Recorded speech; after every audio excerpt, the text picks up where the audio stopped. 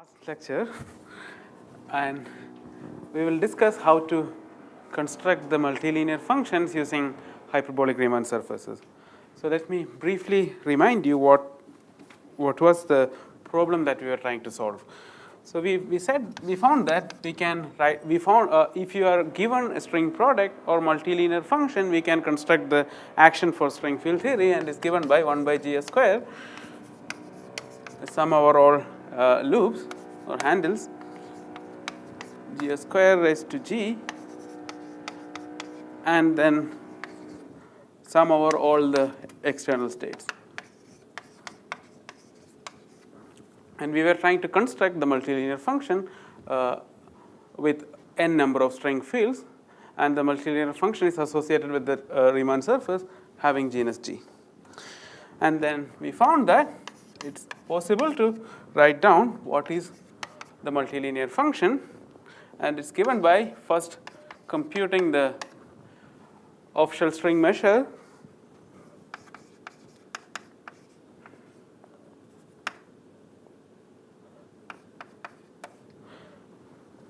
for a string fields psi 1 to psi n, and then integrate this over the string vertex, which I denote by v or nu gn.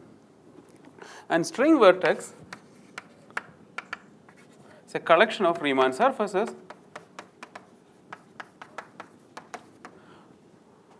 such that none of the Riemann surface that belongs to the string vertex has any degeneration in it, and moreover it comes with a choice of local coordinates around the punctures, and moreover it should satisfy certain conditions. First of all, the local coordinates should not depend on which puncture or on the Riemann surface about which you are talking. That means local coordinate should be independent of the labeling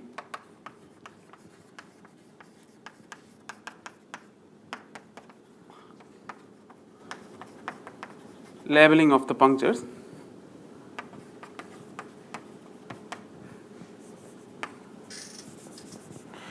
and it should be symmetric with respect to the punctures,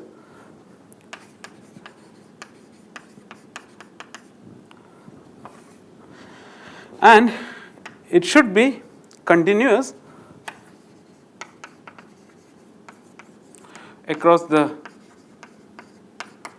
boundary of moduli space, boundary of string vertex, which is del gn, when we think of nu gn as a region inside the moduli space, compactified moduli space. For example, we said that if we look into 4-punctured sphere where the moduli space has a form like this, and the region inside we identified that as nu 0 4, and then the lex corresponds to U channel, T channel, and S channel diagrams.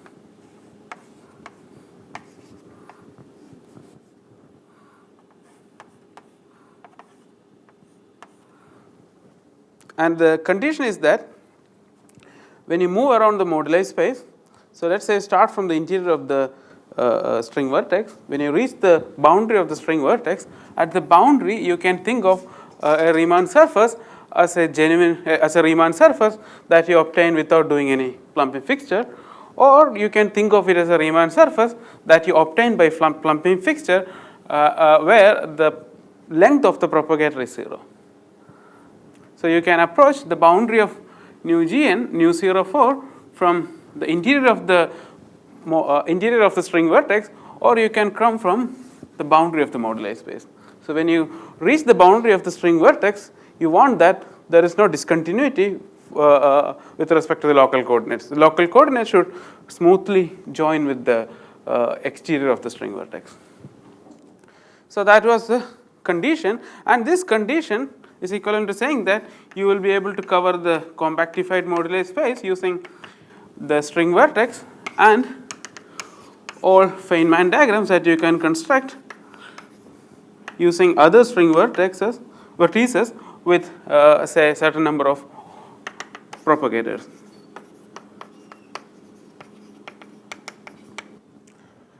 And once you have that, it's guaranteed that the multilinear function that you construct using this string vertex will give you an action that's invariant under gauge transformation. Or in other words, this continuity requirement is the geometric realization of BV master equation.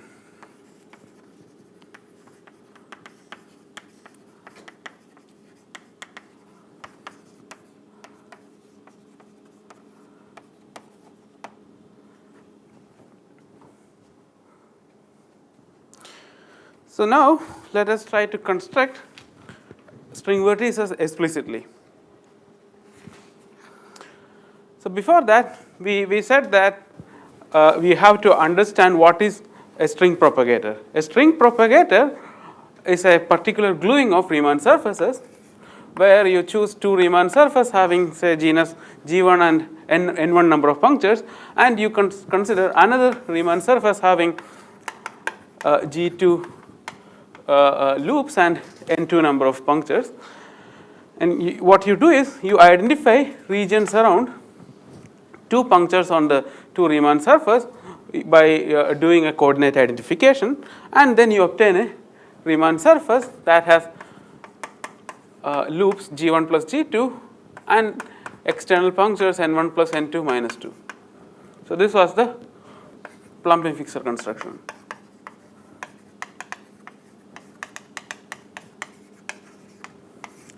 And one can see that there is a moduli parameter associated with the plumping fixture, and that's given by T, where T is a complex number which can be written as e raised to minus s plus psi theta, and the plumping fixture parameter has a property that the modulus of T is always between 0 and 1. So by varying this moduli parameter between 0 and 1, you won't be able to construct all the Riemann surfaces. You will be able to construct only those Riemann surfaces that can be understood as a string field theory gluing. So that's a notion of propagator. So plumping fixture gives you a notion of string propagator. And I said that this propagator, the kind of propagator that plumping fixture produces, is exactly same as the propagator that you have in string field theory in Siegel gauge.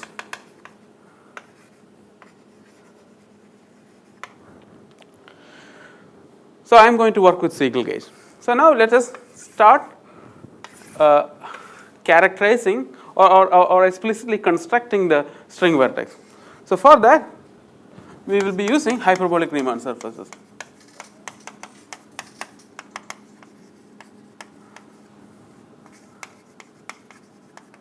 So these are Riemann surfaces having a special kind of metric, and the metric which we call as hyperbolic metric has the following property. It's if you compute the Gauss curvature on a point in the Riemann surface, then it's minus 1 everywhere. So it has a constant curvature minus 1 all over the Riemann surface. So that's the kind of metric that we are interested in. So you take a particular representative of Riemann surface where on that representative you have a specific metric, and that metric has a property that its Gauss curvature is minus 1 all over the surface. So those kind of surfaces are extremely symmetric. So the thing that one should ask is the following: what happens when you do a plumping fixture of two hyperbolic Riemann surfaces? So we can try to glue two hyperbolic Riemann surfaces, and the nice feature of hyperbolic Riemann surface is that when you go to a puncture on the Riemann on a hyperbolic surface, so the region around the puncture looks like a cusp. So it's an infinite tube. So you can consider two such infinite tubes that corresponds to two punctures on two hyperbolic Riemann surfaces. And one can do the plumping fixture. Say the coordinate around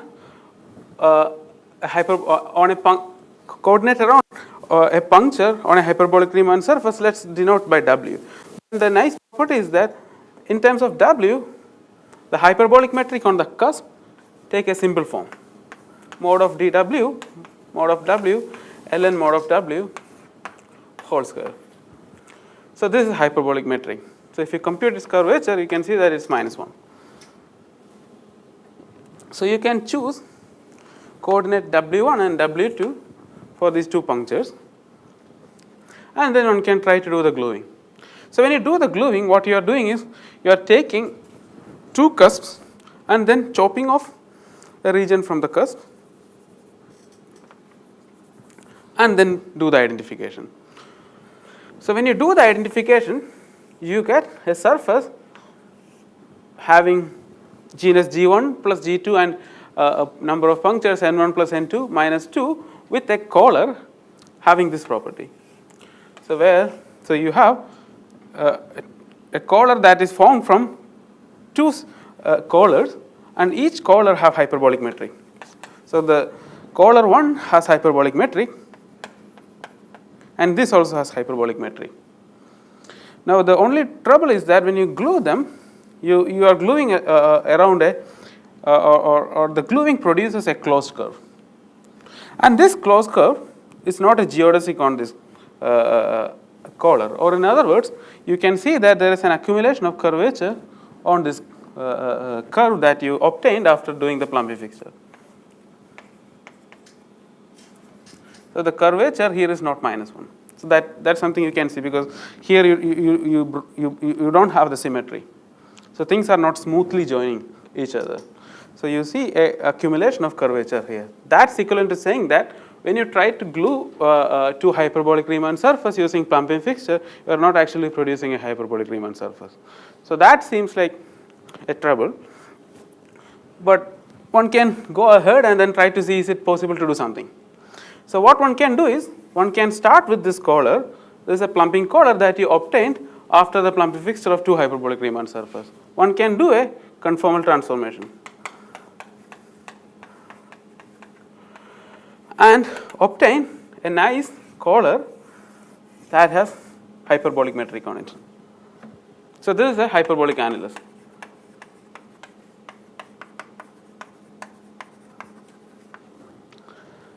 So that's a nice thing. So you start with a plumbing collar where you have an accumulation of curvature, and then do a conformal transformation and obtain a hyperbolic annulus, and that seems fine, nice. So if you construct such a hyperbolic annulus by the gluing of two hyperbolic Riemann surface with a plumbing parameter T, then one can see that it has a specific metric, and the hyperbolic metric on the annulus takes a simple form, and that's given by ds square T equal to ds0, where ds0 is exactly this metric multiplied with a factor that's given by sinc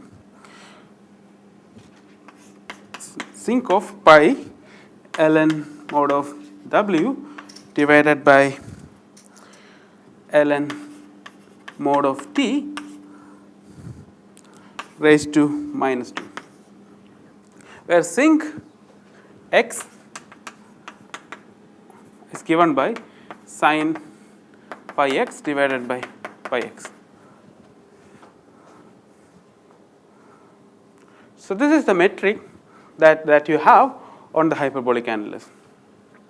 Where you define, do you want the pi inside? Oh, sorry, I can just remove it. So now it's fine, I think. So what is this ds square T equal? ds square 0. Yeah, 0. So that's this metric. What is the other one? Oh, this is the metric on the hyperbolic annulus. So you started with the plumbing collar and then performed a conformal transformation that produced a annulus having hyperbolic metric on it. And the metric on the hyperbolic annulus is given by ds square T. So that's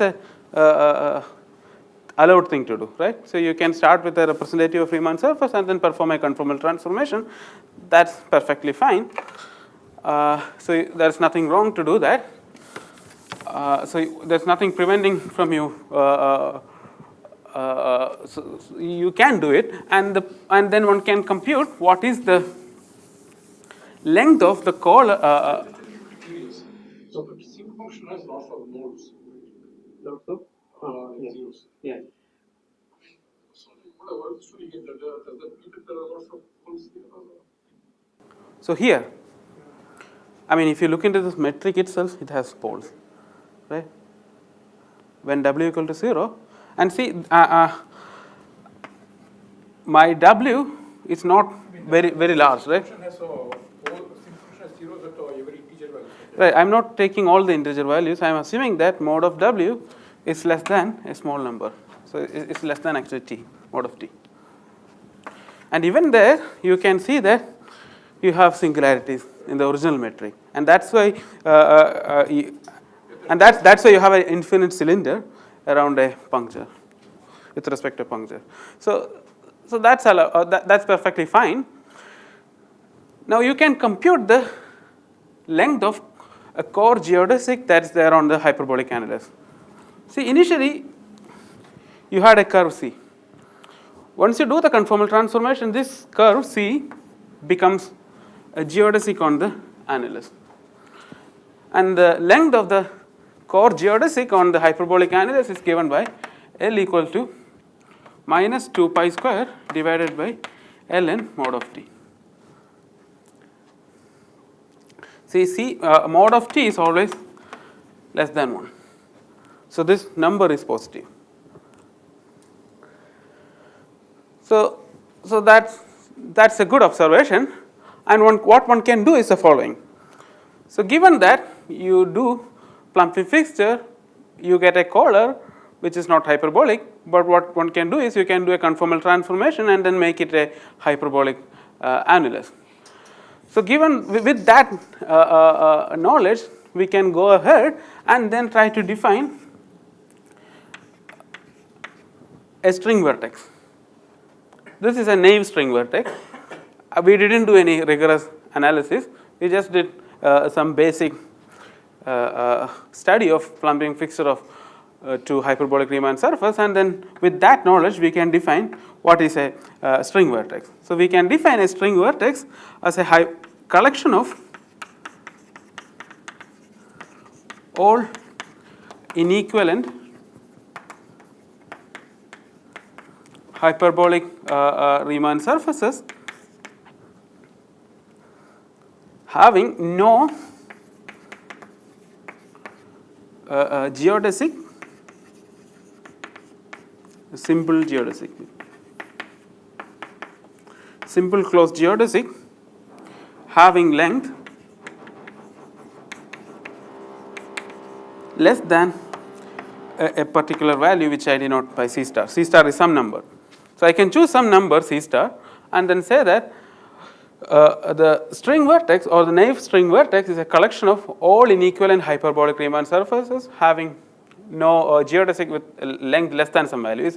The definition is almost like the minimal area Equivalent in what sense?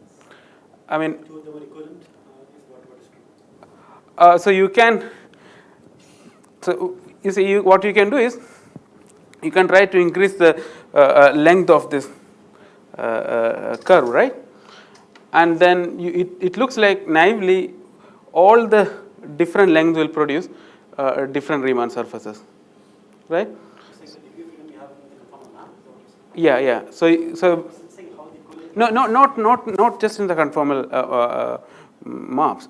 So what you can do is, so when you look into small conformal transformation that can be related to identity, it looks like you when you change the length of the geodesic on the hyperbolic Riemann surface, you will produce all inequivalent Riemann surfaces. That's what you feel. But there are large diffeomorphism that connects to a geodesic having different lengths. So one has to be careful that in some case you may have a geodesic having very small length, and that's equivalent to a hyperbolic equivalent to a Riemann surface I mean same Riemann surface having geodesic which has infinite length. I'm just asking you to understand. Yes. What is the precise definition of the equivalent class of Riemann surface? So it's just like all the Riemann surfaces. I mean, if are you talking in terms of length of the geodesic or simple definition? So understand the statement. Okay, so the definition is that when I start using the name Riemann surface, it's already included that I don't have to really talk about inequivalent, but maybe I can just replace that. What I mean is that I should consider collection of all Riemann surfaces having no simple closed geodesic having length less than some particular value. So I used the name, I used inequivalent just to be sure that, I mean, one should not get confused with the fact that if I vary the length of the hyperbolic geodesics on the Riemann surface, you will produce all inequivalent Riemann surfaces. So you may produce same Riemann surfaces infinitely many times. If you are thinking of length of the geodesic as a parameter for the Riemann surfaces. So maybe you can just remove that and then just say that it's a collection of all hyperbolic Riemann surfaces having no simple closed geodesic having length less than c star. And first of all, this definition satisfies certain conditions, like the coordinate that you have around a puncture doesn't depend on the label of the punctures, right? It's same for any puncture.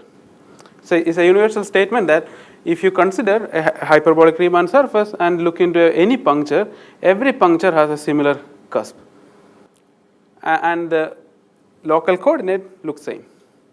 So that satisfies one condition. So that means the definition is symmetric with respect to the exchange of punctures. So it doesn't depend on any label. But what is the motivation for defining such that the length is less than c star? So if the length, say c star becomes 0, it becomes a degenerate Riemann surface, and you don't want any degenerate Riemann surface within string vertex, right? So you're saying it's an upper bound. It's a lower bound, right? Oh, sorry, maybe. No, you're right. I mean, Yeah. So I said that no simple closed geodesic having a length less than some value, right? Okay. no, there's no answer because it's all there. Okay, whatever, you can add it. Yeah, having, yeah, that's true. No simple closed geodesic having length less than c star. So that's the definition. So, I mean, this is a definition, and I should check whether this definition is consistently covering the whole moduli space once. So, you have to analyze the plumping fixture a little more carefully. So we said that when we glue two hyperbolic Riemann surface, you produce a curve around which on which curvature is accumulated, and then we distributed the curvature equivalently on the collar by producing by performing a conformal transformation, and that's how you got a hyperbolic annulus. Now that's not enough. You have to make sure that this. So you performed a conformal transformation only on the hyperbolic, only on this collar, right? So you got, it's true that you got a hyperbolic surface or hyperbolic annulus after the conformal transformation, but you have to make sure that this hyperbolic annulus will smoothly join to the remaining part of the surface. So you had two Riemann surfaces with genus G1 and another Riemann surface having genus G2, right? So one has to make sure that whether the hyperbolic annulus is smoothly matching to the remaining part of the surface. And one can show that, or one can analyze it and see that the metric on the hyperbolic annulus won't smoothly join to the actual hyperbolic Riemann surface with which you started.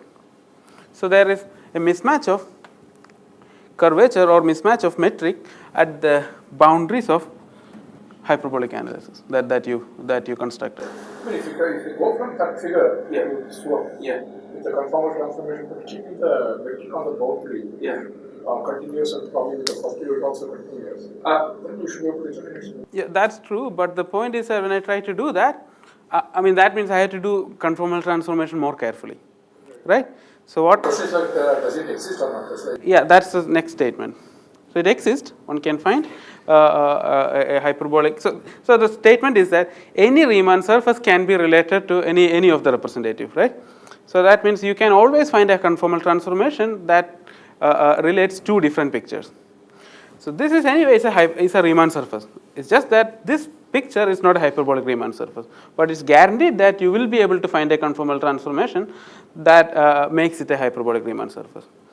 The only trouble was that I did a conformal transformation that was not producing the correct hyperbolic Riemann surface. That produced only a hyperbolic collar. It didn't produce a full hyperbolic Riemann surface. So one can repeat the whole analysis and then find a full, you can find a conformal transformation that makes the glued surface a hyperbolic Riemann surface. So what one can do is that you can start with this plumping collar. I mean, I can do the kind of reverse, right? Like if I have a hyperbolic surface, then I first try to cut it, and then like this cut pieces I'll try to see if I can extend it to infinite of pipe. If I can do that reversing the process, I should be able to do it. I mean, that is, you can't do that. That's the problem. See, actually, it's natural. The reason is that when you look into a cusp, you won't be able to find any single geodesic. See, this way, you are taking two cusps, either like doing that, whatever you picture. Right. And the assumption that you are able to do it or it is possible to do it. Once it is done, the final result is that you are going to have a smooth hyperbolic surface where these two are joined, which would have been like the two spikes. Right. What I'm saying is, stop in this and then just cut it, like presumably along the Riemann circle or something. Right. Once you cut it, the problem is that the remaining piece is actually not fully hyperbolic. At the boundaries, you won't have a hyperbolic Riemann surface. So you can't take a hyperbolic Riemann surface and randomly cut it. Like all the cut pieces, you just extend it like a spike. I mean, that's not possible. That's a trouble with hyperbolic metric. It's not possible in the reverse also should not be possible. It's possible. You can do you have to do a refined conformal transformation. It's guaranteed that you can convert any Riemann surface to hyperbolic Riemann surface. So that is possible, but what is not possible is that you can't just take a hyperbolic Riemann surface and cut along any part of the Riemann surface and then produce two hyperbolic Riemann surface. If you are cutting hyperbolic Riemann surface, you should cut along a. I mean, you mind cutting along any specific. Yeah, you have to cut it along a geodesy. Yeah, that is okay. Yeah, but the point is that if you look into a cusp, you won't be able to see any geodesy. That's the trouble. You can't find any geodesic on a cusp. Around a puncture, you don't have any geodesic. So that's the whole trouble. So it's tempting to use hyperbolic Riemann surface, and everyone knows that the theory of hyperbolic Riemann surface is well studied. And this was a reason why people were not using hyperbolic Riemann surface. So people did try to use hyperbolic Riemann surface. People like Docker and Fong, and even Bartlett, they thought about all this, but they were not able to use it just because of the fact that once you do the plumpifixer of hyperbolic Riemann surface or do the cutting of hyperbolic Riemann surface, you don't produce a hyperbolic Riemann surface. You produce something else. And that looks not so natural thing. But the good thing is that when I take this parameter t going to 0, that means when I go to the when I go very close to the boundary of the moduli space, the gluing produces Riemann surface that's almost hyperbolic. Exactly at the boundary, you produce a hyperbolic Riemann surface. That's a good thing. If you look into some other way of parameterizing or representing a hyperbolic Riemann, or representing a Riemann surface, for example, using Strebel differential, if you try to express a Riemann surface with Strebel differential, you will see that even at the boundary of the moduli space, you won't be able to produce a Riemann surface that belongs to the class of Strebel differentials. So the gluing compatibility or the continuity requirement is not an easy thing to have. So the statement that you made, like just the secondary, the hyperbolic metric is the cos curve is at -1. Yeah. So that has no restriction on the number of channels or number. It has no restriction. And that's the reason why it's highly, it's very tempting to use it. Because it is very tempting because I start with the G1 plus G2 with the M1 plus M2 minus 2. Right. One metric. Yeah. Another one is two different things. Right. So it's not so straightforward. It's not so straightforward. So, but what one can do is, you can do some trick. So you can take the hyperbolic annulus picture and then try to write down a hyperbolic metric on the glued surface. Let's say, so we did gluing of two hyperbolic Riemann surfaces. And then we produced a Kohler where there is a closed curve along on which you have an accumulation of curvature. So what you do is, so you replace that Kohler with a hyperbolic annulus, and the only difficulty is now at the boundaries of the hyperbolic annulus. So what you do is you choose a thin Kohler at the boundary of hyperbolic annulus, and on the thin Kohler you find an interpolating metric that interpolates the hyperbolic metric on the left side Riemann surface and on the hyperbolic annulus. So you find a continuous metric. So that's the first thing that you have to do. So when we did the conformal transformation, you produced a metric on the Riemann surface that's not continuous. So at least, so the starting point should be a Riemann surface on which you have a continuous metric. So that you can find, or that you can write down. There are some freedom in writing down such a metric. And let me call the metric that I construct by using an interpolating metric as ds square graft. So this is the grafted metric on the glued surface. This is just there or all over the Riemann surface? This is the metric all over the Riemann surface. So if you look into the piece having genus G1, it's exactly the same hyperbolic metric, and on the G2 genus, so there also I have a hyperbolic metric. Now on the Kohler inside region I have hyperbolic metric, so that's a hyperbolic annulus, but at the two edges I have two Kohlers with an interpolating metric. So this is a continuous metric on the Riemann surface. So now I can try to find a conformal factor e raised to 2f that makes this into a hyperbolic metric. Yeah, so this is a theorem, right? So that's a uniformization theorem. Always you can find a hyperbolic representative of Riemann surface. So this is possible, and you have to find what is this function f. And to do that, what you have to do is the following. So you just demand that this metric has Gauss curvature -1 all over the surface. So that will provide you a differential equation. So that will give you a differential equation for the function f. And solve that function, solve that differential equation and obtain what exactly is this function. So this is something which one can do. And at the end, so you can do a detailed analysis and then show that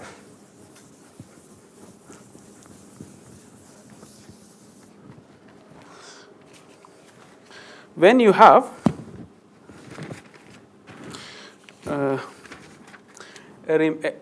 when you are doing a plumping fixture with plumping parameter t, and moreover you assume that mod of t is close to 0, so it's much less than 1.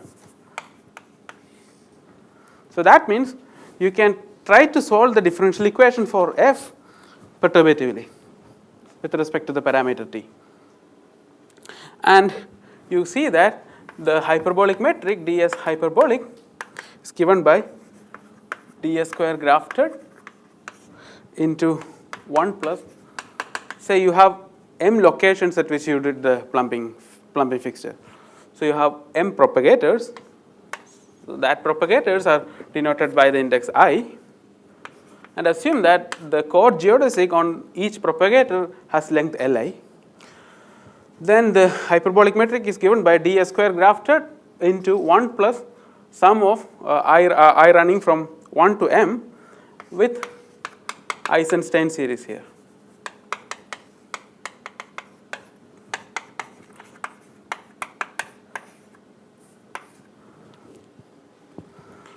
So this is the relation, this is the conformal factor that you need to multiply to the grafted metric.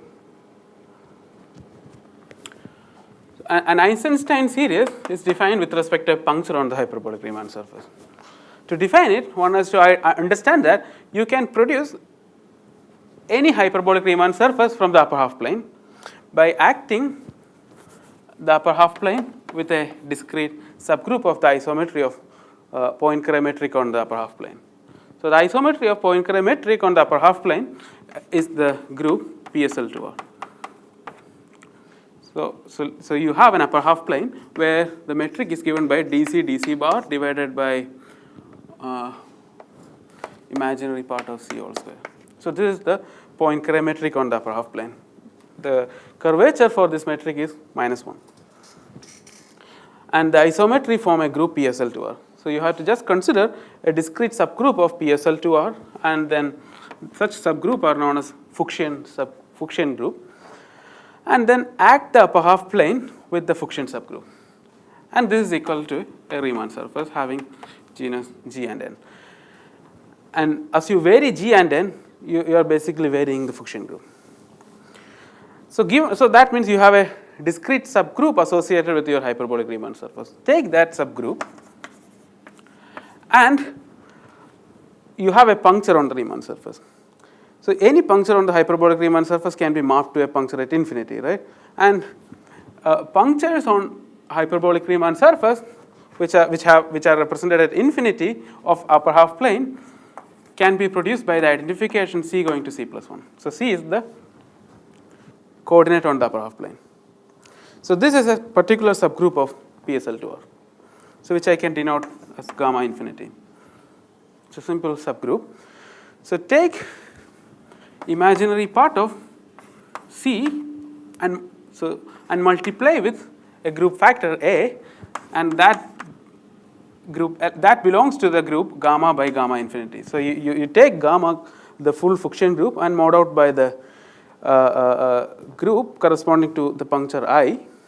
So that will give a coset group, and then consider the action of all elements on that coset group on C, and just consider this imaginary part, and then sum over all group elements. So this is and it's a square. So this is the definition of Eisenstein series having weight 2 on Riemann surface associated with a particular puncture. So you have to consider such series, and then when you do plumping fixture at the ith propagator, you have 2 punctures, right? So consider these so EI. So you assume that you have m propagators on the Riemann surface, I1 and I2. So on the plumbing collar I, you got the plumbing collar I by gluing 2 punctures, right? So you can denote one puncture by the label 1 and the another puncture by the label 2. So EI1 corresponds to the Eisenstein series on the left Riemann surface that you define with respect to the puncture 1 or I here, and the EI2 corresponds to the Eisenstein series that lives in the right Riemann surface that is defined with respect to the puncture 2. So you can think of, so in fact you have to do slight modifications so that you can make this combination into a single Eisenstein series that you define on the whole Riemann surface. But the nice feature of this factor is that when you move away from the plumbing collar, that's just Eisenstein series. Otherwise, it's a modified Eisenstein series. I don't want to get into those details, but one can do it rigorously. And then what is the implication of this finding for the local coordinates? So what you can see is that on the glued Riemann surface, you have a hyperbolic metric. You can find a hyperbolic metric, and the local coordinate around each puncture on the glued surface after doing the conformal transformation is given by a new coordinate w hat, which is related to the old coordinate w through the relation given by given in terms of the metric. So you have mod of dw d of mod hat w and mod of w ln mod of w. This is a metric on the glued surface. This is a hyperbolic metric around the punctures on the glued surface, and this is related to the old metric by the relation mod of dw divided by mod of w ln mod of w whole square into the factor 1 plus 1 by ln mod of w into a piece into some number w.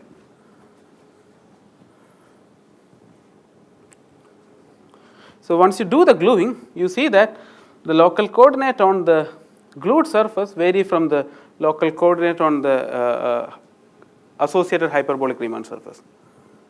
And you can find the relation between these two local coordinates. So if you look into the coordinate W, this was a hyperbolic local coordinate for the original surface, which you glued. But that's not the hyperbolic local coordinate for the glued surface. For the glued surface, the hyperbolic coordinate is given by W hat. And you can find the relation between these two. And this delta is a function of T, plumping parameter. So where is T in the earlier relation between hyperbolic and cloud? Oh, I can show you.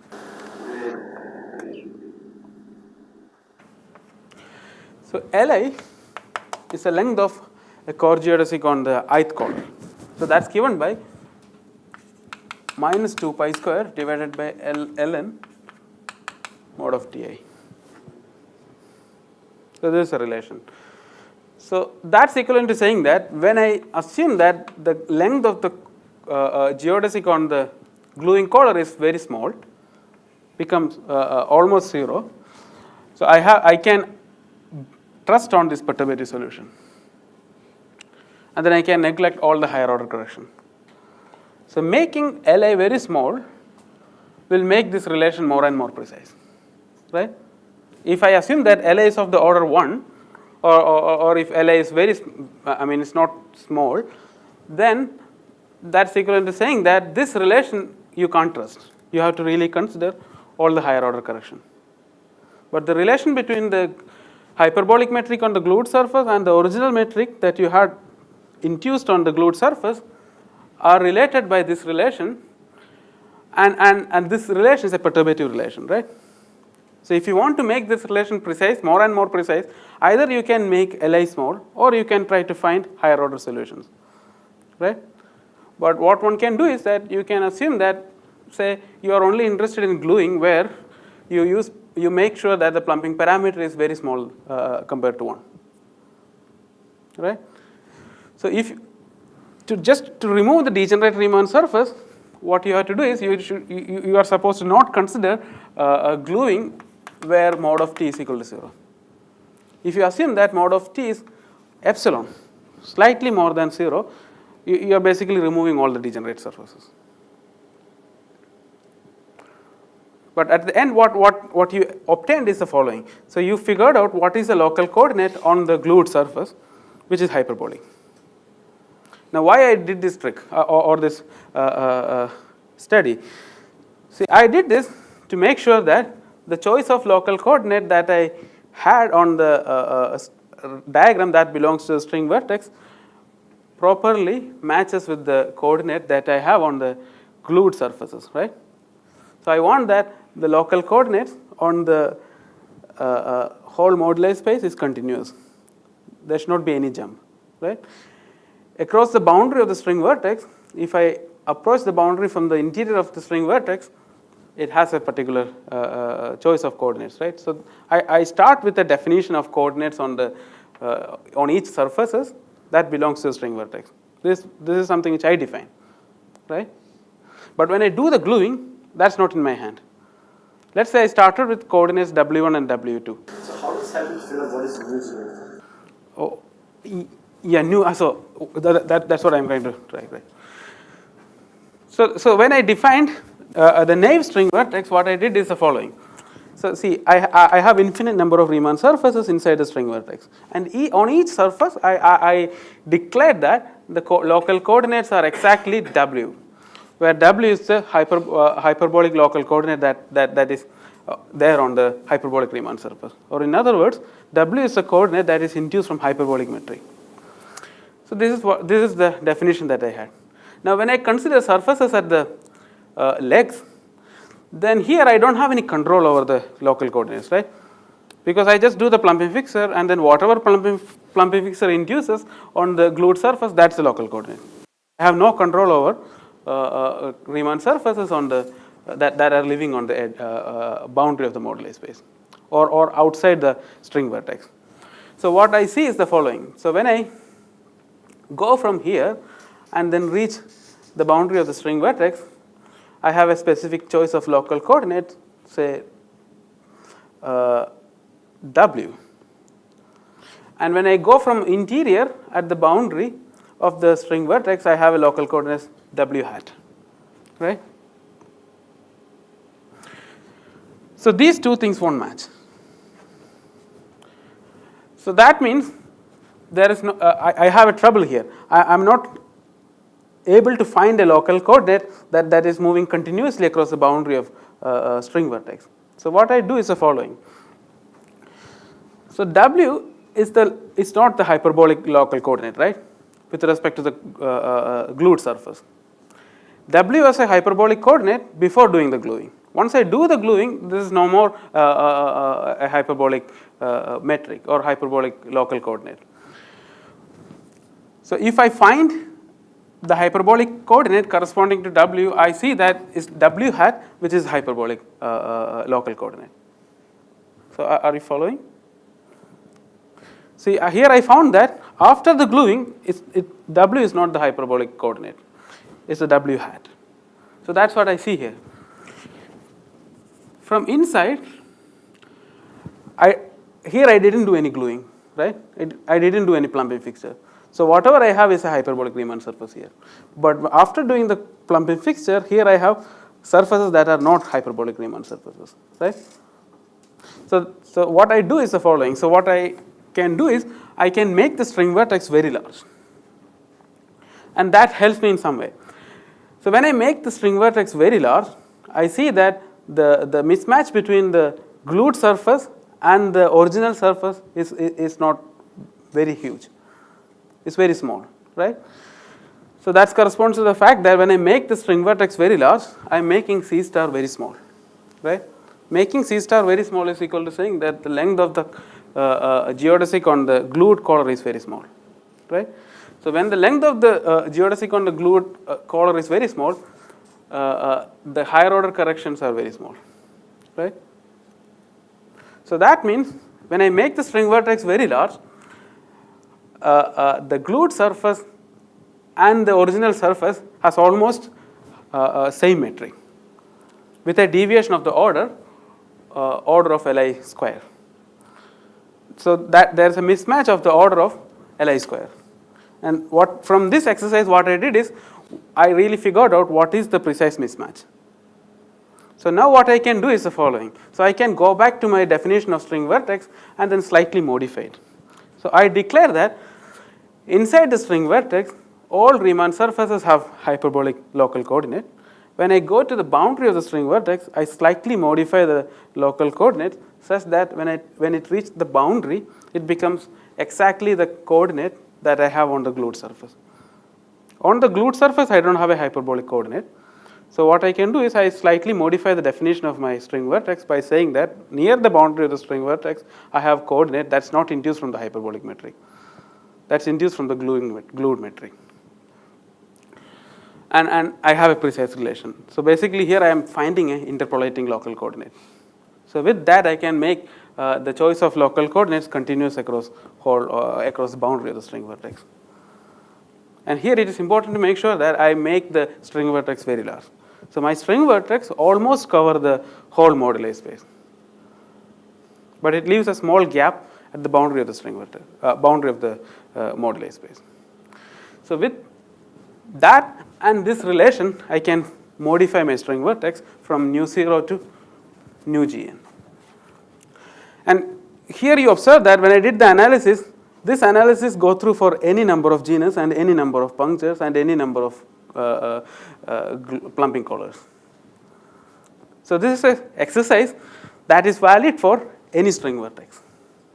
With this single exercise, we can modify all the string vertices, all the naive definition of string vertices, and obtain a correct definition of string vertex.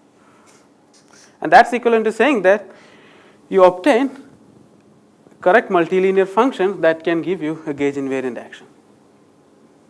And that's a good thing about hyperbolic Riemann surface. Whatever analysis that you do will go through for any Riemann surface. But that's not true for other kind of representative. Do you know what is capital omega? That's what you last time. Right, right. So this is something which one can construct. So that's where string world sheet is coming. This is the offshore. Yeah, this is the off-shell measure. To compute the off-shell measure, you had this information of local coordinate, and that's what we constructed here, right? So can you do this explicitly? Is it possible to do this explicitly? Yeah, then it reduces to finding the correlation functions in the worldsheet CFT. If you know the correlation function, you can construct it explicitly. Is a description of mu that you have now? Yeah. Yes, sufficient explicit. Explicit computation. I mean, so far we haven't reached that point, right? Yeah. So until what we did is we just figured out what is the definition of string vertex or what is the local coordinate on each Riemann surface. Now we have to address how will you do calculations on moduli space, right? That's the next step. So in fact, we can do it, and this is something which so till this much you can achieve using minimal area metric, whatever Barton has done. So if you can find a minimal area metric Riemann surface, then you can write down what is the in principle definition of string vertex.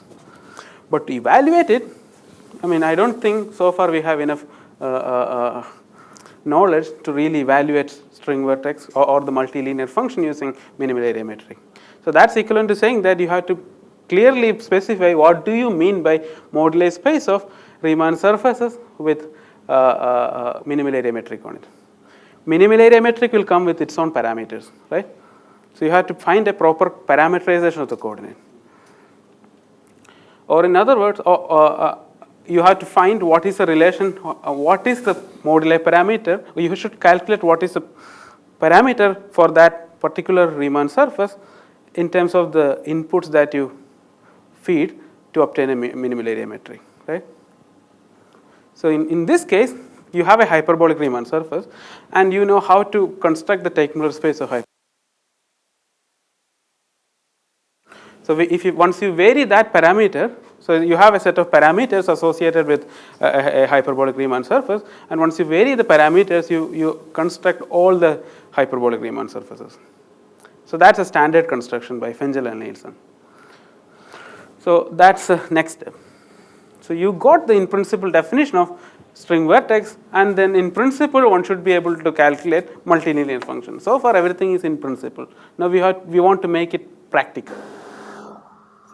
Would it be possible or more efficient to deal with these Riemann surfaces in terms of triangulations?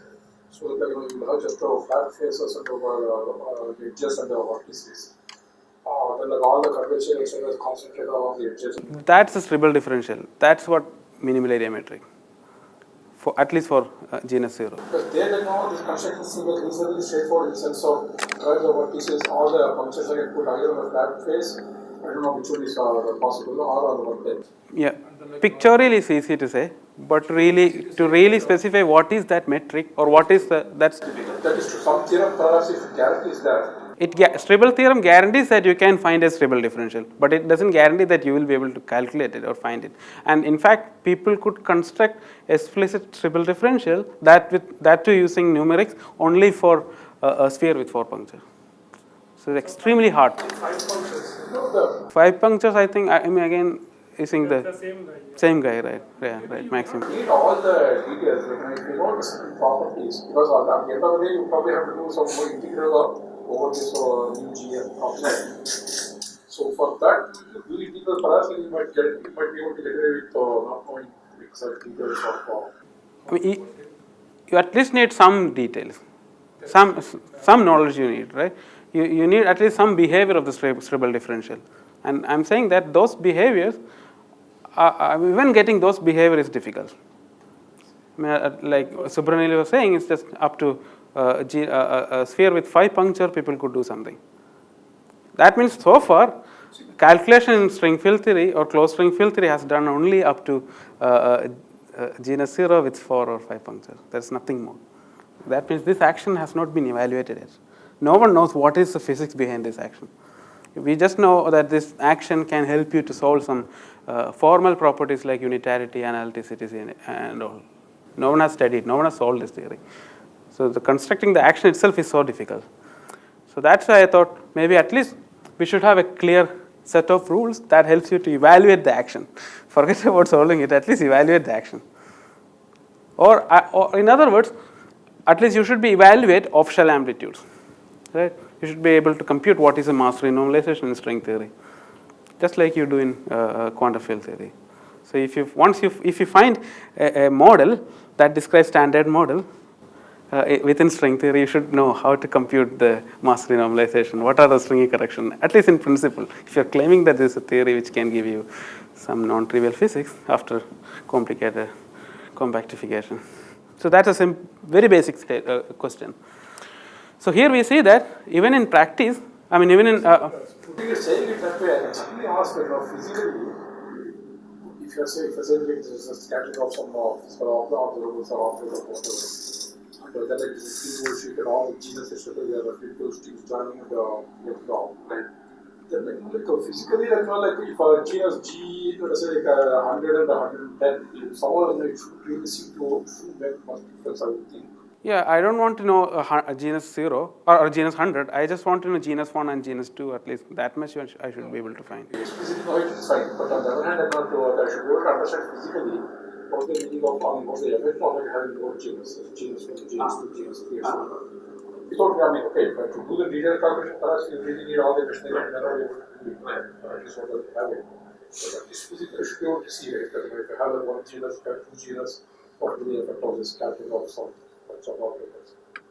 Yeah, so so basically you want to compute the scattering amplitude, right? So at least there's a way of drawing. I can push all the genus out in the at least pictorial, I can push it somewhere near the corner. Yeah.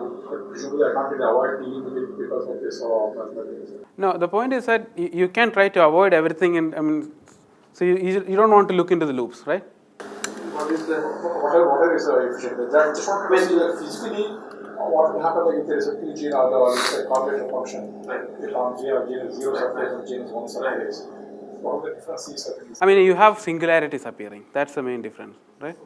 Okay, At the internal channels, you have singularities. Presumably, like doing correctly will remove the singularity. Yeah, right. It will remove the singularity. Because I should be able to focus on exactly what aspect of this is removing the singularity. Right. So basically, you are throwing away all the propagators.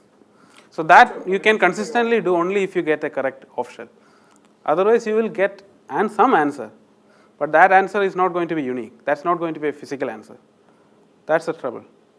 You claim that something is a renormalized mass of electron, but someone else will do some computation and he will get some another answer.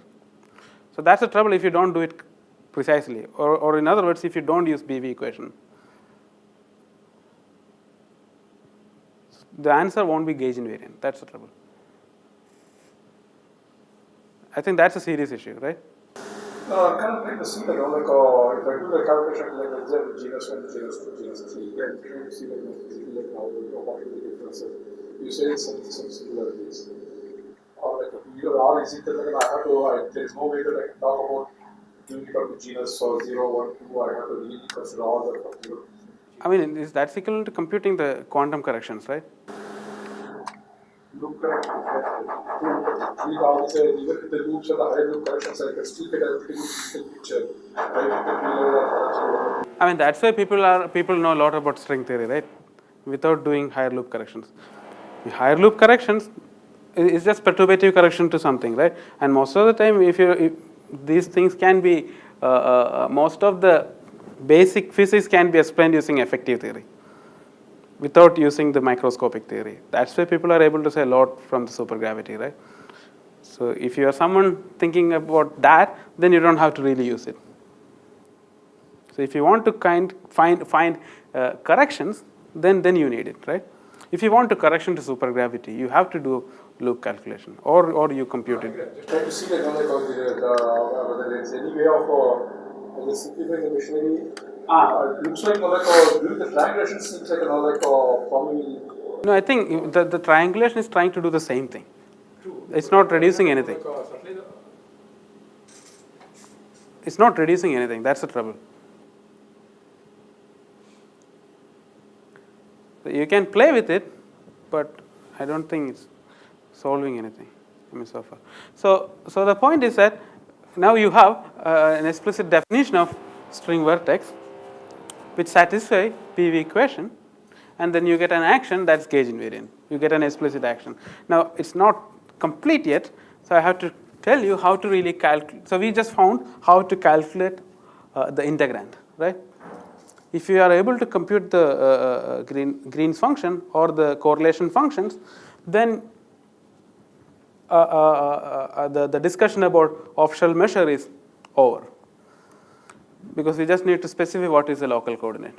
Now, if you want to perform this integration, you have to make or you have to specify what is this off-shell measure with respect to parameters of Riemann surface, and then you should tell how to do the integration. What is the region inside the moduli space? So here I mentioned that these are Riemann surfaces, hyperbolic Riemann surfaces having length less than c star. That's not enough. I have to tell you what are my surfaces in terms of a parameter. So in other words, I should tell you what is the explicit region inside the moduli space that corresponds to a string vertex. So for that, I need to first tell you what is the parameters or the coordinate for the moduli space, and what is the range of coordinate that corresponds to a string vertex. So we need to do that, and that's also a very difficult thing usually. But hyperbolic geometry helps you to solve that issue. So maybe I will go to superstring theory, and then there we can discuss the issue of integration in a natural way. Hyperbolic metric is true only for genus 2 onwards. No. If you don't have any puncture. If you have a puncture, it's true from sphere with 3 punctures. So, and these are the surfaces that appear in string field theory. So all surfaces that appear in string field theory are hyperbolic. From the future, I'll take a genus G surface with the punctures. Yeah. One. Right. I'll take 2 of these punctures. Yeah. Then I can just plug in. Yeah, on the surface itself, right? On the same genus? Yeah, on the same surface. Yeah, after doing the plugging, I'll be increasing the genus by 1 and reducing the function by 2. That's the same thing from there. Right. So the calculation that we did is valid for any genus or any kind of gluing. So it's a single calculation that solves everything at one go. Now let us go to superstring field theory.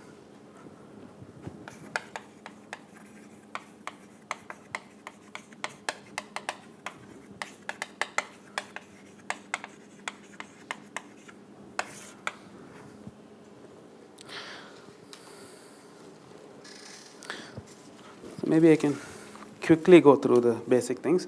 So you have, instead of a conformal field theory on the simple conformal field theory on world sheet, we have a super conformal field theory, which have a matter sector and a gauge sector. And we will not discuss much about matter sector. We'll directly go to the gauge sector. Again, we have the gauge system, BC gauge system, and one more gauge system that is associated with the super reparameterization, so beta gamma system. And let me just focus on to heterotic string field theory. It's just to avoid the cluttering. You can repeat the analysis for type 2b just by introducing one more anti-holomorphic piece. So the main difficulty in superstring theory comes from beta gamma system. That's a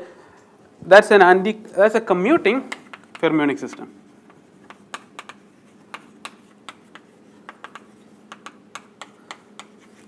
And this is the part that makes superstring theory slightly difficult compared to bosonic string theory. So the reason is the following. So if you consider the algebra for the beta gamma system, that has a strange property. So it's given by delta n plus m0. So this algebra has infinite number of inequivalent representation. That means you can construct infinite number of vacuas, and these vacuas are not related to each other by any action of simple oscillators. So you have infinite number of vacua, And with respect to any of these vacua, you can find a perfectly well defined representation for this algebra. So that's equivalent to saying that you have infinite number of representation for this algebra. And each vacuum comes with a ghost number, and the ghost number is measured using the ghost operator beta n gamma minus n. So this each vacuum has a ghost number q that can be an integer or a half integer. For NS sector, the ghost sector will have half integer value, and for the Raman sector it has integer value. So you have to use beta gamma ghost system when you construct vertex operator for each physical state in your theory, right? Since the beta gamma system has infinite number of inequivalent representation, each state in superstring theory has infinite number of vertex operators. So each state, a single state, has infinite number of representations. And in these infinite number of representation represent the same state. The only difference is that their ghost number are slightly different. The ghost number measured using this operator. And the ghost charge is what people call as picture number. So you have infinite number of vertex operators having different picture numbers representing the same state. And you can go from one picture to another picture by acting with an operator that you construct within the beta gamma system. Or in other words, if you want to move from one representation, one picture of the vertex operator to other, you have an operator. So that's usually denoted by chi, and obtained by first computing the BRST charge for the worldsheet conformal field, superconformal field theory, and then taking an anticommutator with a field psi. So field psi is obtained by first considering beta gamma system and do the bosonization. So bosonization of beta gamma system gives you a scalar field and eta and gamma theta. So the collection of these three fields is exactly equal to a beta gamma system. And if you want to move from one picture of the vertex operator to another, you have to act with a picture changing operator. So these are the basic facts. And when you compute a correlation function on a genus G Riemann surface with n number of, say, Raman vertex operators and m number of NS vertex operators, one has to make sure that the picture number is exactly equal to, or it should be equal to 0. That's equal to saying that you should insert 2g minus 2 plus qr I number of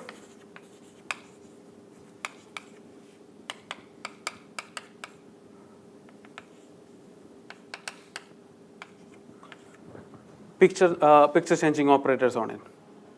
So the basic idea is that the amplitude should have a 0 picture number, and QIR is the picture number for ith Raman state. Similarly, QJMNS is the picture number for the jth vertex operator that belongs to the NS sector. So the total picture number should be 0. So that means you have to insert additional picture changing operators when you compute an amplitude. And these picture changing operators are the thing which makes things slightly complicated. And this has a nice geometric origin. If you try to understand it from geometry, that's equivalent to saying that the underlying geometry of worldsheet geometry for superstring theory are super Riemann surfaces. So the beta gamma, the strange property of beta gamma system has a geometric origin in supermoduli space. So that means the string field that you use in superstring field theory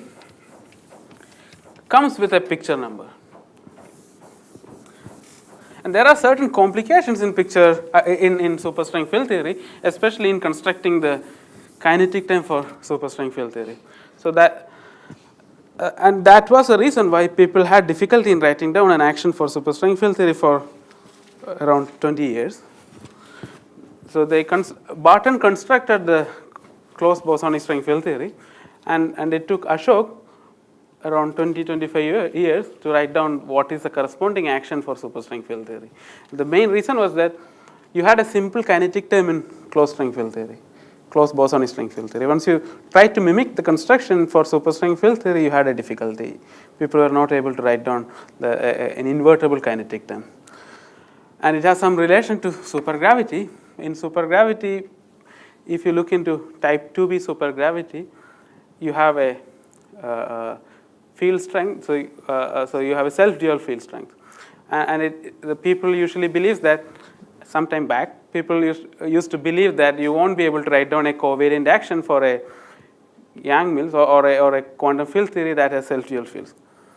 And people thought, since string field theory, low energy gives you such a field theory, where you have a self-dual strength, then it may not be possible to write down a covariant kinetic time or covariant action for superstring field theory. But what Ashok done is the following. So we said that in superstring theory, each state in superstring theory has infinite number of inequivalent representation. But when you do the calculation, you have to choose a particular representation. Basically, it's equal to saying that you have to choose a particular picture for each vertex operator. So string field, usually people take to have a particular picture number. So the string field that comes from NS sector has vertex operators or states having picture number -1. And if the string field comes from the Raman sector, it's assumed to have picture number -1. So when you assume this assignment of picture number, one can see that it's not possible to construct a covariant kinetic term. But what Ashok done is the following. So he introduced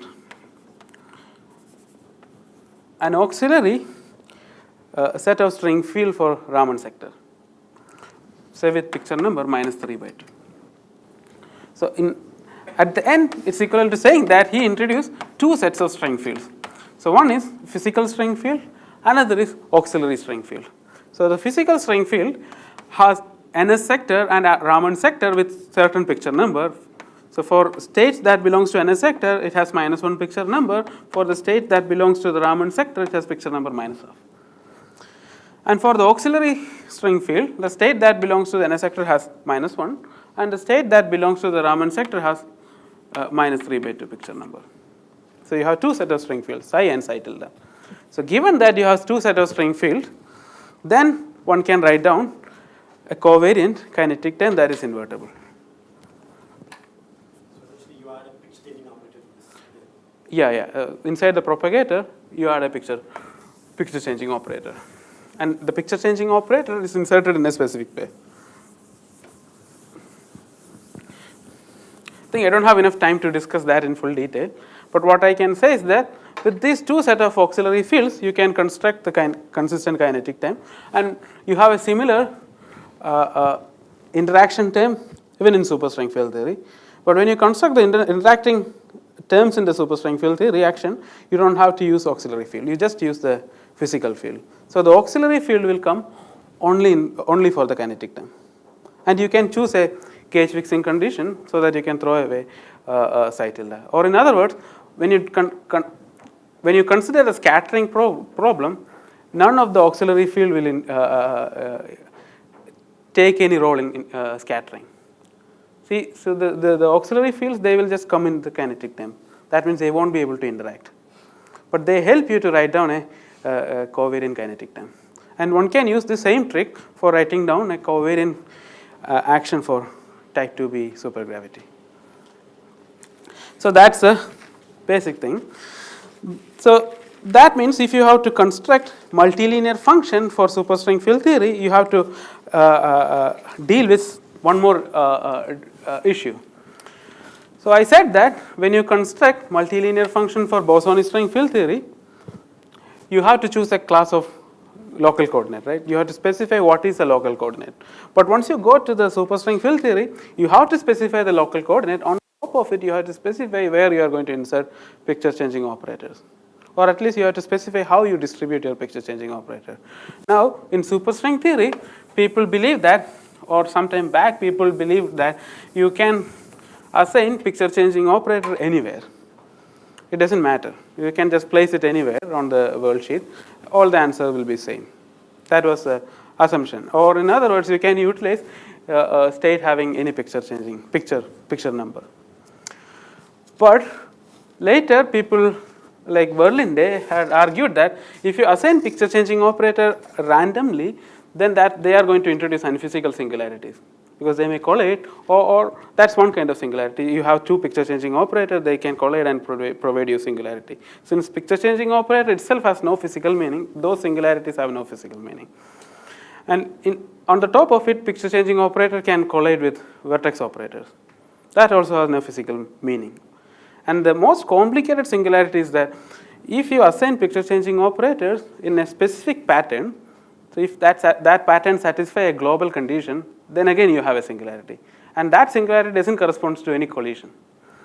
So that means that life is a little more complicated due to the picture changing operators.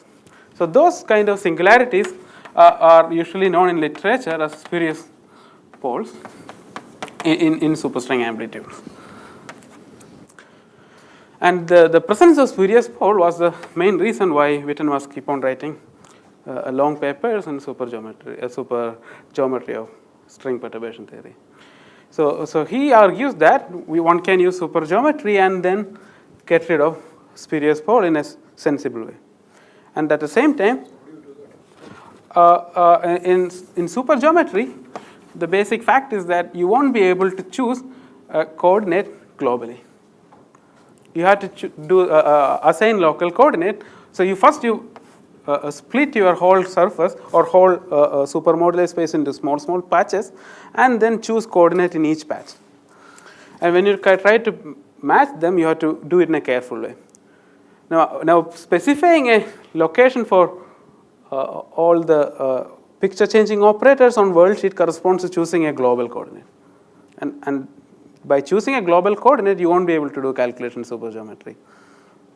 There is a complication. So what you can do is you can choose consistent local coordinate in each patches and then glue them. So that's equivalent to saying that you assign picture changing operators in a specific way in a specific region inside the moduli space. Say you have a moduli space. You don't get them move around. You don't let them move around. You can let them move around, but you always make sure that whenever they are moving, they are not satisfying the global condition. So that's equivalent to choosing a consistent. They stop from meeting each other. Meeting each other or getting into a specific configuration. So that's equivalent to choosing a consistent set of local coordinates. So that's the geometric origin. So whatever is the thing, so that's one thing. When you construct multilinear function for superstring field theory, first make sure that the assignment of picture changing operators won't introduce any spurious pole. So that's a difficult thing to do, but there's a systematic way to do. And so Witten and Ashok gave a systematic way how to assign picture changing operators so that there is no spurious pole. And for that, one has to make sure that you have a perfectly well-defined integration region. You want to have a particular code parameterization for the moduli space, and then you have to do a specific thing.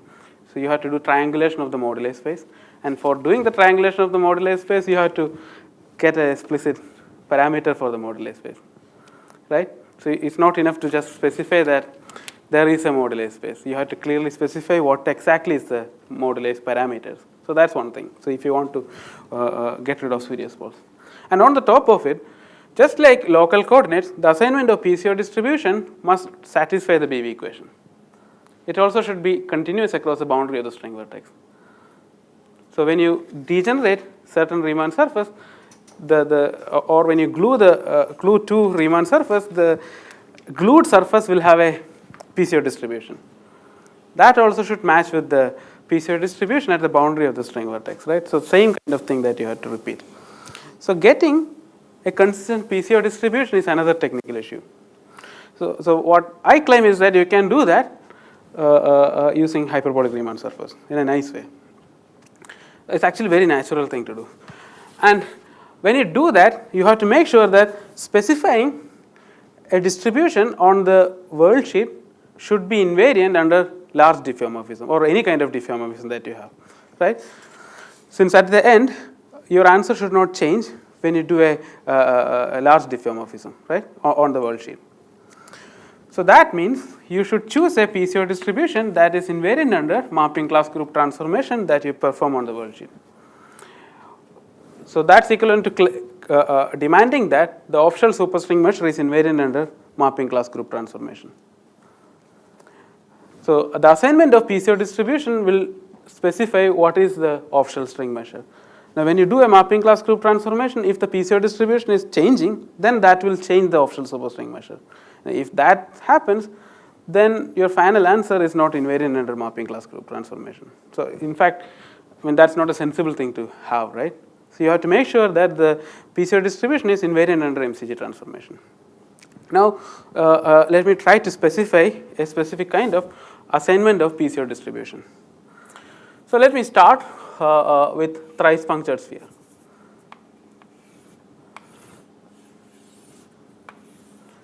So this is a hyperbolic thrice punctured sphere. We want to specify a particular way of assigning picture changing operators. So assume that all the states that I have are n states. Since G is 0, I should have 0 minus 2 plus 3 number of picture changing operators. That means I should have one picture changing operator on the world sheet, right? So now I have to specify where I place the PCO. Now we know that the PCO distribution must be such that it's symmetric with respect to the external punctures. When I change the location of, so when I change 0 with 1 and 1 with infinity, the PCO distribution should not change. So it should be invariant under all the SL2C. So the natural thing to do is the following. See, in hyperbolic geometry, how you get a thrice punctured sphere. So I have to specify a location on this on the thrice punctured sphere, right? How will I specify it?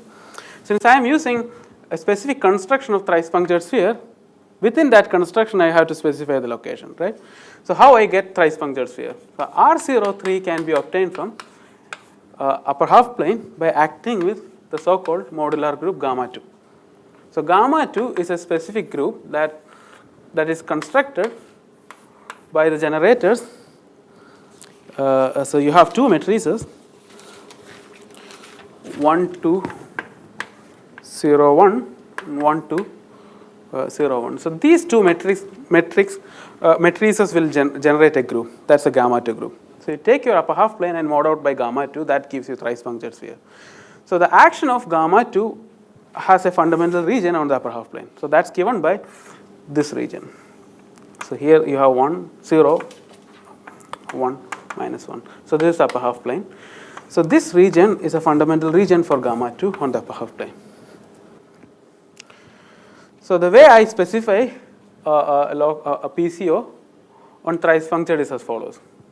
I can place a PCO on the left side of the axis that goes through 0 and also one PCO on the right side, and then take an average. So I have chi P1 and chi P2. P2 is this location and P2 is this, P1 is this. So I have to specify what is P1 and P2.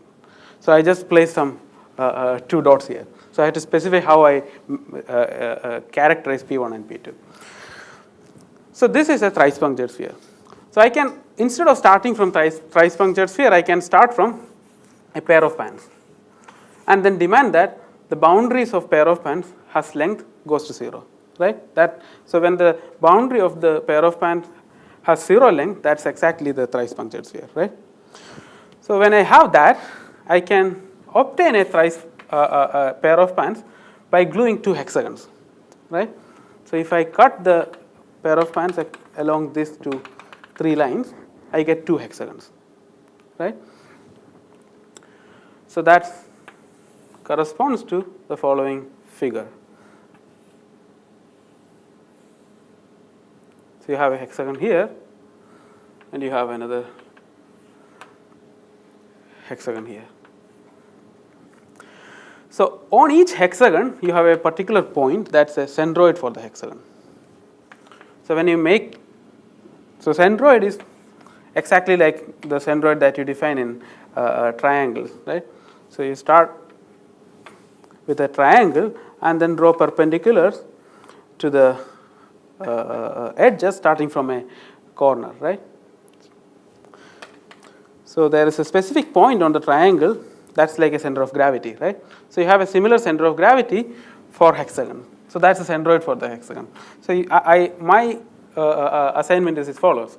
So P1 is the hexagon, the centroid for the left hexagon, and P2 is the centroid for the right hexagon.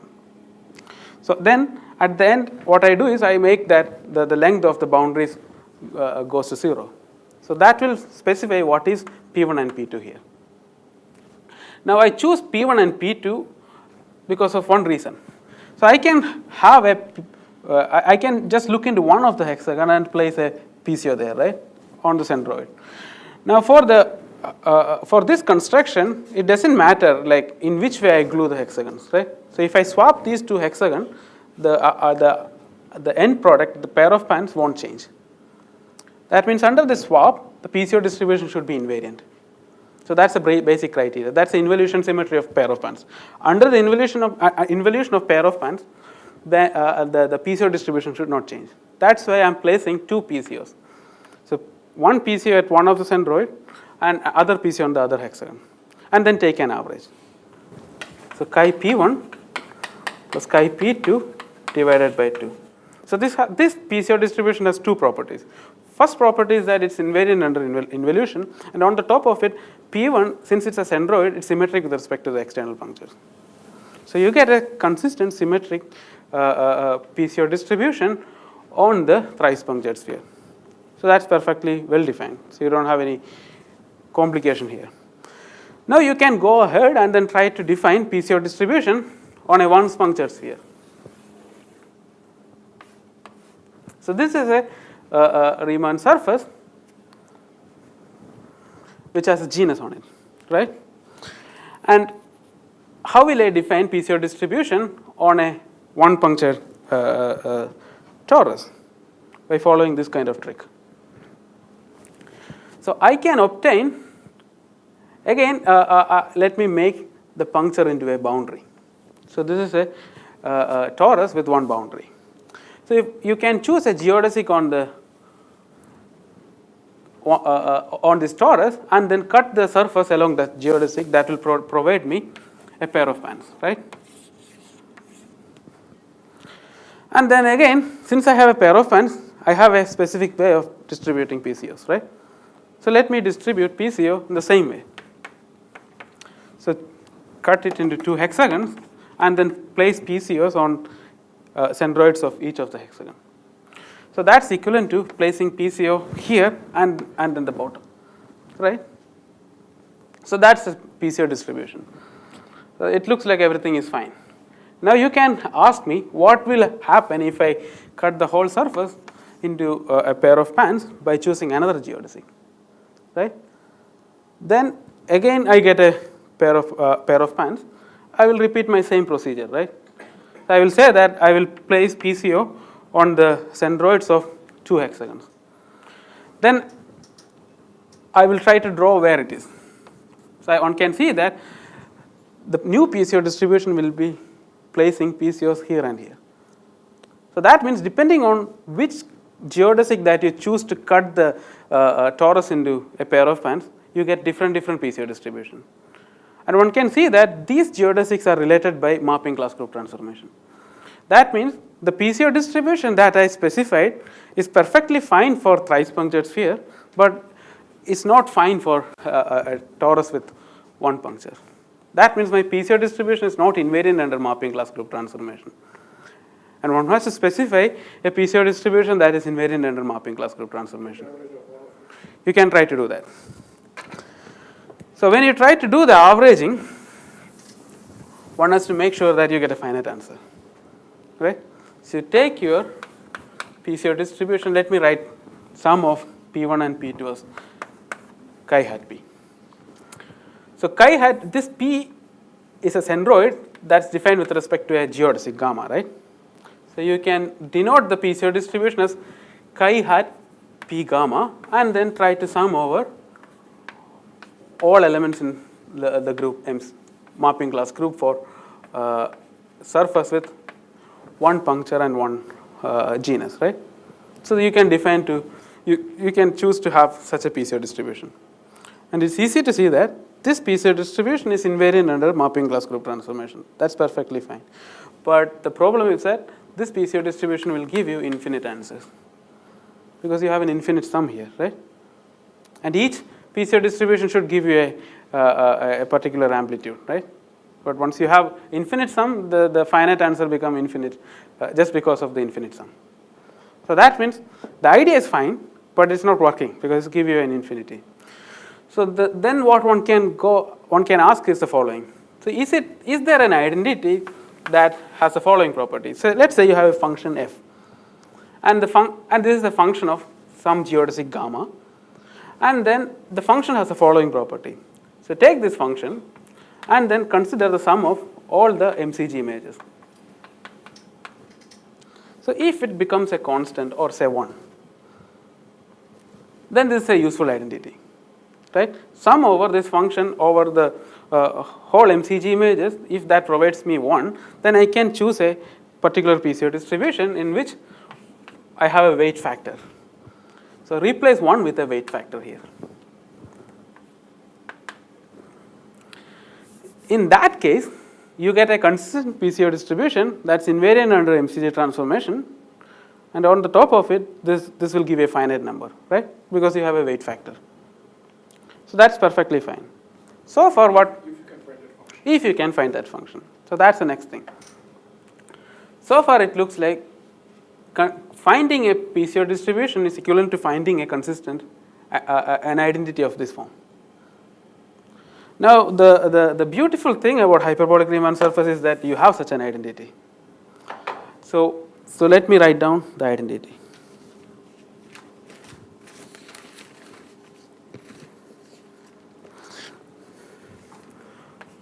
So consider the function 2 sinc square tau h gamma. I will tell you what is tau, divided by 1 plus e raised to L h gamma,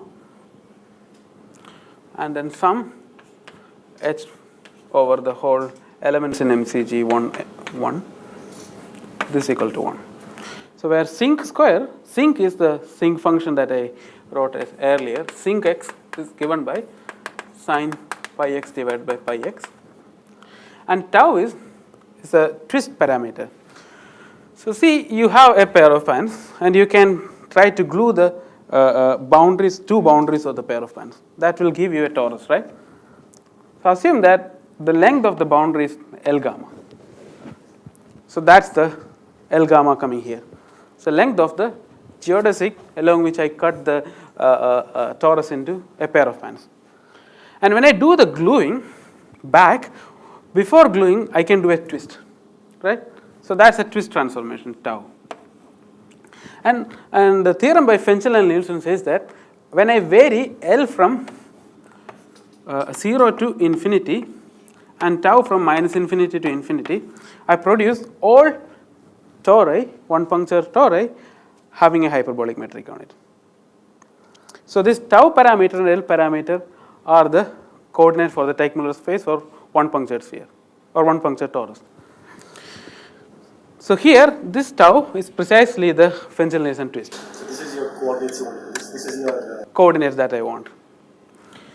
For at least for the one punctured torus, tau and L provide you a well-defined parameter for Teichmuller space, not for moduli space. Yeah. So in other words, if I want to specify what is the moduli space corresponds to one punctured torus, that's again one more task. One can do that for the case of one puncture torus, for in general it's not possible. So this thing doesn't correspond to M11. It corresponds to T11, take Muller space for the one puncture torus. So to do the calculation, somehow you have to specify what is the range of value for this parameter. So specifying that is not so easy. But here we don't worry about it. So forget about that fact. Just assume that we have a nice coordinate for the take Muller space. And using that, you have an identity here. So you have a function, it's a function of tau and L. And if I sum over all the elements in the MCG group, you get 1. So what you can do is you can replace f with this function and then get a consistent PCO distribution. Now, so far, you get a PCO distribution that's invariant under the exchange of. Is the function unique or the? You have several functions. I mean, at least I know 2 or 3.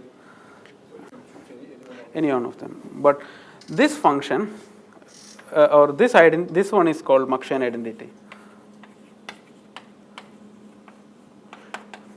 But then your answer can be different. Your answer won't be different. Yeah. So say you want to use this identity to compute the volume of the moduli space. Answer won't be different. So that corresponds to the fact that there are non-trivial identities between certain functions. But anyway, you can choose one of that kind of identities. So I choose to work with Machian identity. And then use this identity to distribute PCO, and then you get an MCG invariant PCO distribution that respect all the symmetries. But now we have to make sure that it satisfies BV condition.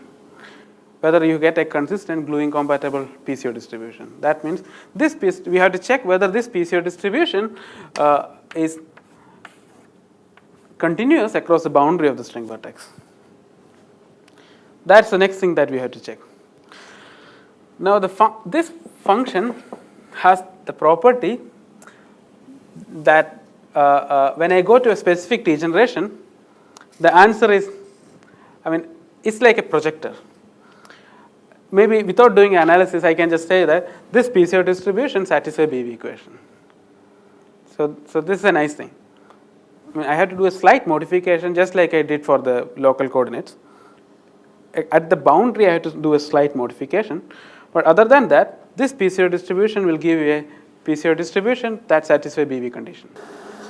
Your original problem is to characterize new in a sense. New in a sense, right. Here, L and tau are not, the breakers are not what you need for new. Yeah. You need to tell me what exactly is what is exactly. So that's the thing which is left now. So far, what I did is the following. I gave you an in principle characterization of superstring vertex, where I specified my local coordinates, where I specified what kind of surfaces are there, and I also specified what is the kind of PCO distribution that we want. And these data satisfy BV equation. Next thing is how is it possible for me to explicitly characterize the range of integration, or in other words, the region inside the moduli space that corresponds to the string vertex explicitly in terms of a coordinate. So there is such an identity summation that equals to 1 for any genus. Yeah, any genus and any number of punctures. So that's why explicitly it's not. So that's the beauty of this. You do want. If you are using hyperbolic Riemann surface, you have to do the exercise once, and that's true for everything. Every genus and every number of punctures. So you are solving the whole problem at one go. So here we found a consistent PCO distribution that is gluing compatible, up to some modification, and it's in MCG invariant, and everything is fine. Now what we can do is the following. The function is same. Function will be different. Function will be different. You can characterize it. There is a sort of Machian identity for every genus, right? And it's not just for genus surface with punctures. It's there for Riemann surfaces having boundaries plus genus. So that's the generalist Machian identity. That's by Marie Mirzakhani. So that's very helpful actually. Having an identity that's valid for that is true for not just for puncture surface. Having an identity that's valid for a Riemann surface with borders is extremely useful, and that's the thing which makes everything work. So you have at the end you can write down your PCO distribution in a symbolic way. So you have a consistent PCO distribution K. Say this is a PCO distribution for Riemann surface having genus G with m number of NS punctures and n number of Raman punctures. So you can specify the PCO distribution the following way. So so you have a K tilde, which is again associated with GMN, and you have a function, say f GNM, and then you have a sum over MCG elements that's associated with the Riemann surface having G number of punctures, genus or G number of loops and n plus m number of punctures. So this is the sum over MCG group for Riemann surface having genus G and n plus m number of punctures. So this is the kind of PCO distribution that we will get, right? So you have an explicit sum over all elements in the MCG group. Now take this PCO. Assignment depends only on the n plus n, right? Not individual and everything. It will depend on. Yeah. I mean, it's a slight. The function won't depend on that, but PCO distribution has to be made in a systematic way, because you have to make sure that when I exchange two Raman punctures, the PCO distribution should not change. When I exchange two NS punctures, the PCO distribution should not change. If I exchange N and NS and Raman puncture, you can have a different PCO distribution. So see, there are a lot of things you have to satisfy, and this kind of construction will satisfy everything at single go. So you have a PCO distribution of this kind. So the main thing that you have to notice is the following. So you have a sum over all elements in the MCG group. So you take this PCO distribution and construct omega, the superstring, official superstring measure. So omega will have again a similar form. So you have an omega tilde and a sum over all elements in MCG group having genus G and n plus m number of punctures. Same function. The same function. So this form is induced from the specific kind of PCO distribution that I choose. And you can compute what is gamma tilde. So that's also known. So you can consistently construct that. And you take this omega and then use that to compute the multilinear function GMN with psi m number of NS and so whatever appropriate string field that you require. So that's given by an integral over nu G Mn. So I think you understand the notation, and then integrate this or use this integration region for integrating the official superstring measure omega. So this is equal to nu G Mn plus a sum, and this sum is a sum over all the elements in MCG group, and then you have f gamma tilde, omega tilde, right? And now what you can do is the following.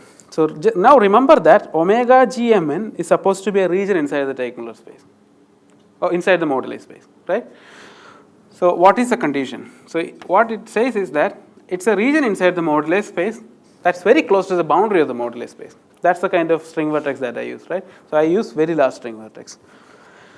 So when I reach a boundary of the moduli space, this identity has a specific property. So the contribution from the function that's associated with the other boundaries will go to 0. And the function so you have a function that's associated with each boundary of the moduli space. So the boundary of string vertex almost reaches the boundary of the moduli space. So you can say that associated with each boundary of the string vertex, you have a single function that dominates. All other function just vanishes. And using that fact, what I can do is I can take this sum and then combine with the integration. So that will convert this into a integration over nu tilde GMN f omega tilde. Now nu tilde GMN, it's not a region inside the moduli space. It's actually a region inside the Teichmuller space. And the region is very simple. So let's say you have a genus G Riemann surface with n plus m number of punctures.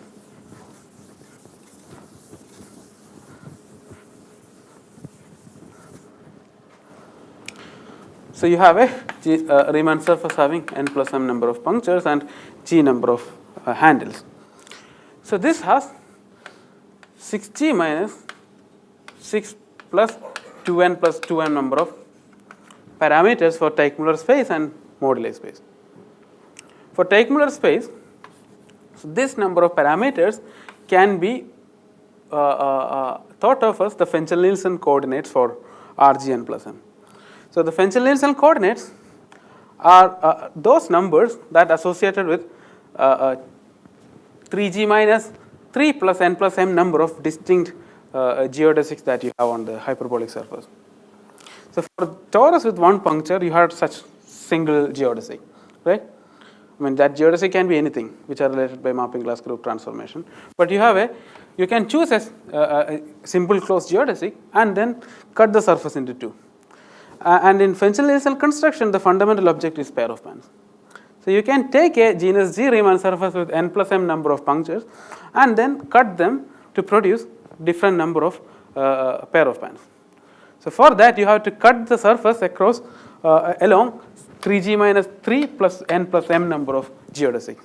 So with each geodesic you have two parameters, the length of the geodesic, Li, and the twist that you perform with respect to that particular geodesic. And so I run from 1 to 3g minus 3 plus n plus m. And all Li run from 0 to infinity, and tau I runs from infinity to minus infinity. So this is the Teichmuller space for a hyperbolic Riemann surface having genus G and n plus m number of punctures. Now what is our string vertex? Now our string vertex has a simple form.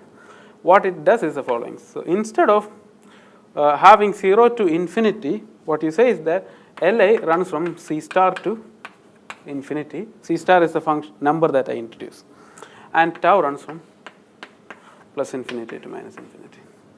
So this is my nu tilde Gm. So now I have an explicit characterization. So at the end, what I do is we formulate string field theory in Teichmuller space instead of looking into moduli space. You don't have to know anything about moduli space. Yeah, that's a good thing to ask. So C star is a parameter that I introduce. The action will depend on C star. But once you compute any physical quantity like scattering matrix or mass renormalization, nothing will depend on C star. It's like a gauge fixing parameter. This is a freedom that is there in string field theory. Yeah. So taking C star to be equal to 0 is not consistent. You have to make it slightly away from C star 0. Yeah, you can do that. And after calculation, the size is 0. Exactly. So I mean, if you restrict to certain order, so my string field theory has an additional statement.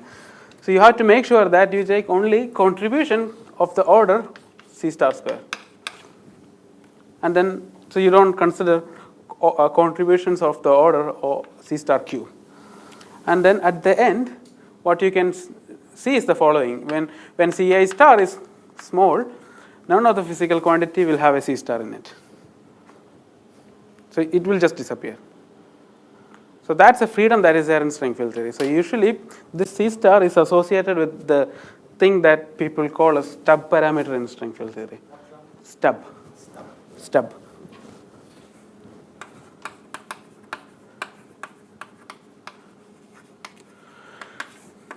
So in fact, using worldsheet RG, one can show that this stub parameter is related to energy scale.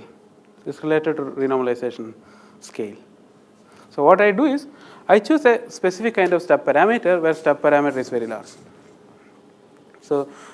And good. Usually, whether the string theory I start off as controlling the divergent first. Yeah. Because it never lets anything come closer than the others. Right. I was thinking that maybe the C star is not the upgrade rather than to. Yeah, so that's why it's like the parameter in the RG flow.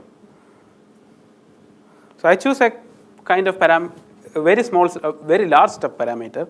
So very small C star corresponds to very large stub. So all your real surfaces, etc., they always like wanted to have the smallest length 2 pi, and there the stub parameter has a length pi, 2 pi. So for me, it's the C star. to take it to be as small as you like. Yeah, in there for Barton's discussion, you can't take the step parameter to be very small. So in my case, I am not taking it small. I am making it very large. So I mean, if I want to make C star very large, fine, I can do that. But the only thing that I have to do is I have to solve the differential equation that I mentioned earlier. I mean, for finding the conformal transformation, I have to do it more and more precisely. And I think that's not necessary. I mean, at the end, I'm not going to use it for computing any non-perturbative thing. Mostly, I'm going to use it for computing scattering amplitudes. So where I can just take. Equal to 0, what's the problem? The point is that then the interaction terms in the string field theory action will start depending on propagators. Right? That's not a consistent definition. You have to remove it. Then, so if I take C star to be small, that's equivalent to saying that I won't be able to regulate higher divergence. If you take C star equal to 0, and let's say that you are able to calculate by some means. Yeah. But then the question is whether that is same as taking C star non-zero than going to 0. Yeah, that's not same. That's not same. Okay, I think we are 20 minutes over time. Let's start, Moji.